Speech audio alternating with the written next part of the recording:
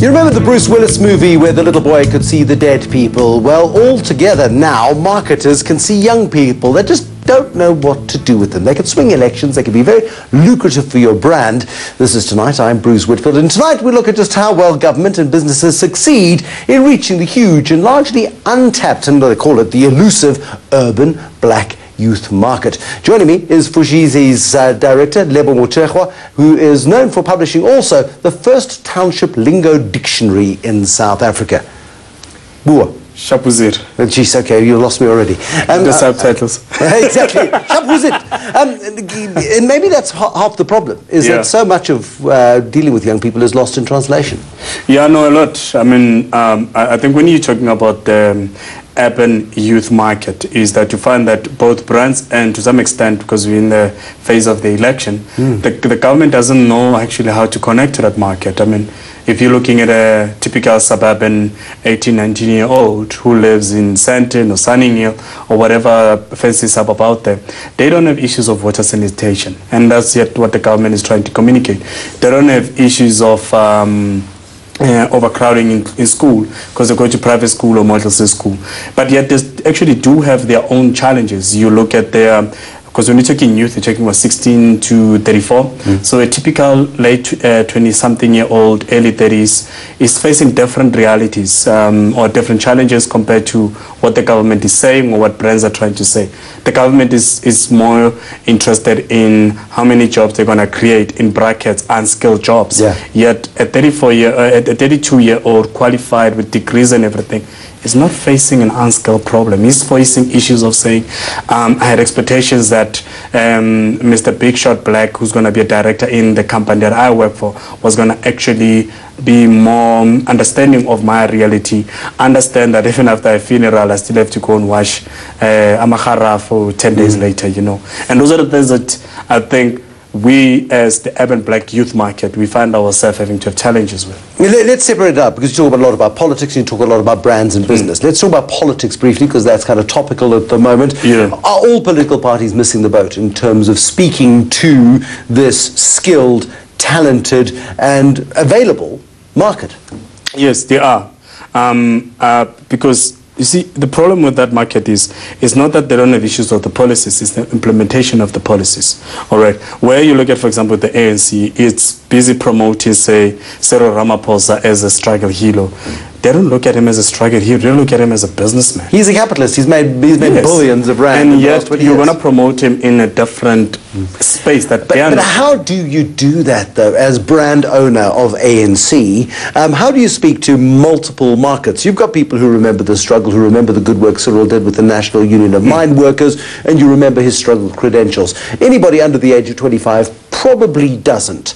And so therefore you've got then a multiple branding opportunity, but also it's complicated, it's expensive, it's time consuming, and frankly, is this urban black market under the age of 25 worth tapping into? Isn't the real voter opportunity in the mass market? Okay, the first thing is, you've asked me two questions. The first question is, how do you actually connect to that market if I was the government?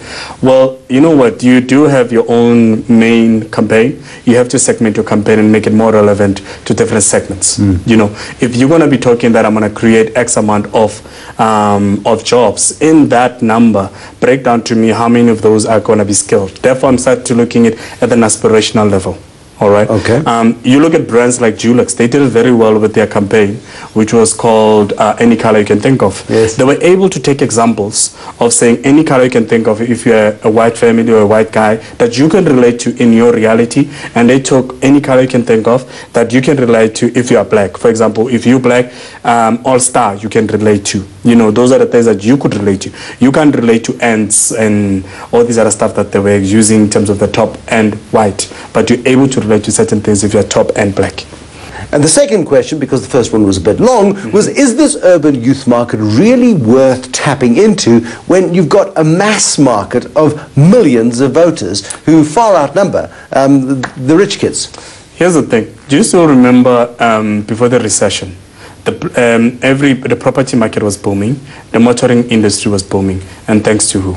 And absolutely, but that's Yes. a commercial opportunity, which is different from the election opportunity. Yeah, and the reason why you cannot ignore this market is you are saying that you're alleviating poverty.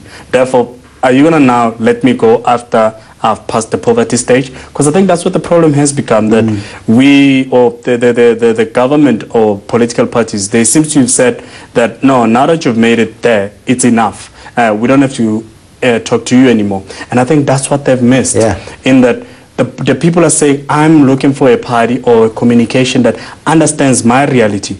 My reality is the fact that I take my 3-year-old son to a school where my son is trying to speak Sesotho to the English teacher who doesn't understand that. My reality is that if I'm a Zulu guy who lives in the suburbs and I also happen to have a 16-year-old boy or girl who is in a multiracial school and is wearing the Zulu thing, is patho, and they're told that, no, you can jump into the pool because that thing, we don't recognize it. Those are my issues.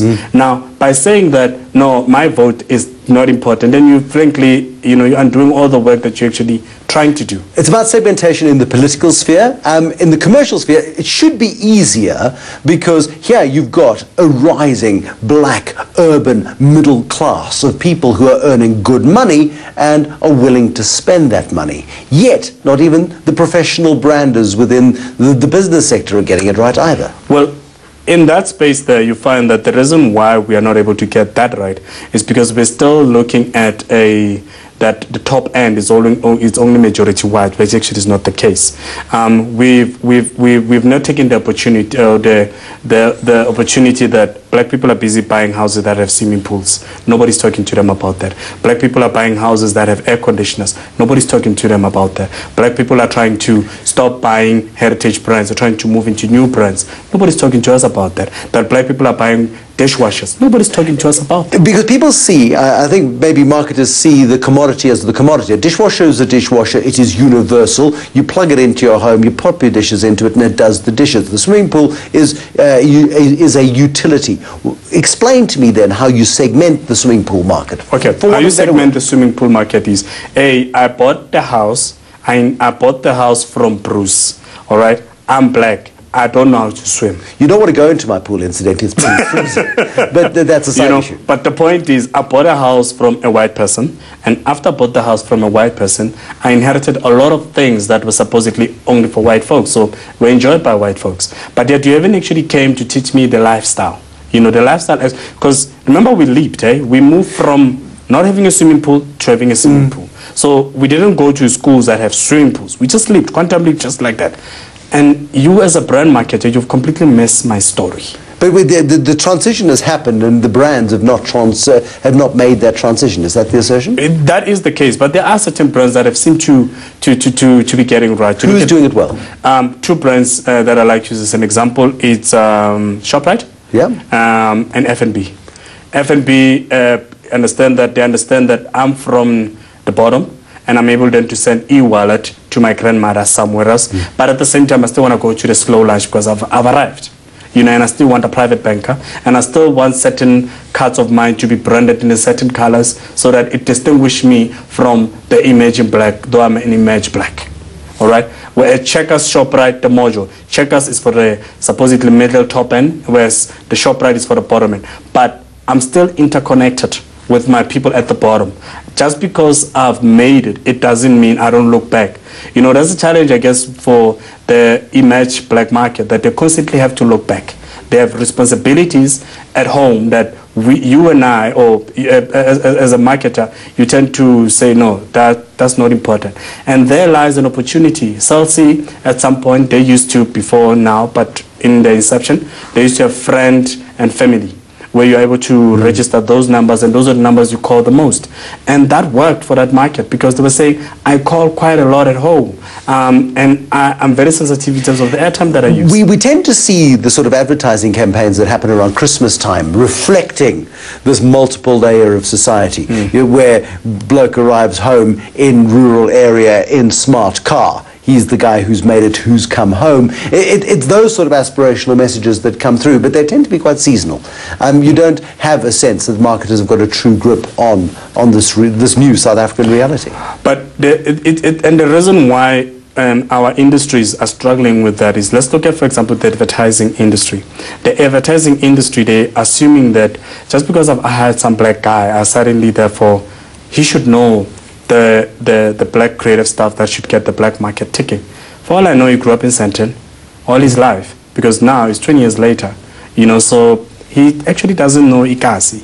He doesn't know how things, he doesn't know the difference between a guy from Pretoria to the guy in Soweto and the guy in Kagiso. He doesn't know the different street slangs. He doesn't know those people's realities. He doesn't know why is it that black people still arrive late, so-called African time. He doesn't know those realities. And he shouldn't be judged by that, because, again, he falls into... He's moved into a different demographic. Yes, he's and therefore... And he's... But then how do we tap into this effectively? How do you, as marketers, how do marketers tap into this and do it more effectively? You talk about segmentation, but cheapers. If you've got to segment South Africa, you've got to be running 1,000 campaigns at any one time to reach everybody. Well, that's the first point. You go big or don't come at all. That's the first thing. You better have deep pockets or don't even bother. That's the second rule. And the third rule is you look at what the KFC used to do. And I'm saying used to do, in terms of the campaign they did for their family feast. Yeah. There was an ad that they did. It was shot in the suburbs, and it was a lady whose in-laws are coming to visit her. And the dress code was right. The language of that ad was right, because the in-laws were not speaking in English. Subtitles were provided for those who can't relate. But the gossiping about that there's this daughter-in-law of theirs is wasting their child's money was the story, and it's a universal story. You know, you don't have to be black or Afrikaans or Zulu. We can relate to the fact that in-laws gossip about each other, and yet the product became the winner. Yeah. And then on the flip side, what did they do? They had that other ad for Streetwise, where it was about the boy who was with the lunch, and he was handing out his lunch at the traffic lights. Yeah, a little bit controversial, obviously, with the oil being applied to his on his skull, but be that made was an ad based on an insights, be that it's still a very goony insight, but it was still an ad based on insight. Same product, well, not really same product, same target market in terms of race group, but different communication to understand that there's different aspirations in that space. So if you don't want to do that, really, frankly, then, you know, you're purely wasting your money. Has KFC since lost the plot? Are you implying that? Well, I'm not saying that they've really lost the plot. I think what tends to happen is, again, advertising. We tend to advertise to ourselves, and that's the rule, that's the problem, you know, that we want to hear our own ads on the radio stations that we listen to when we're driving. And yet we forget that, actually, I should put this ad where the target market lives. I should actually do my business module or my communication model according to how the consumer would do it. And I think we've since forgotten that, and since the olden days, not much actually been reinvented. You look at bread. You remember before sliced bread was introduced, bread was solid, just normal bread. And if you grew up in a family of 3 boys and 1 girl, that girl knew that that loaf of bread is not really a loaf of bread. And what did you do from a business module? Give the market a slice of bread so they don't have to fight. I promise you, my childhood would have been different had it been that a dishwasher was introduced when I was a kid. Absolutely. All of our childhoods would have been different had we had dishwashers. Foshizi's director, Lebo Motshegoa, fascinating insights into South Africa's multiple segments and how marketers can strive to reach those. Thanks for watching. There'll be more tonight, tomorrow. Good night.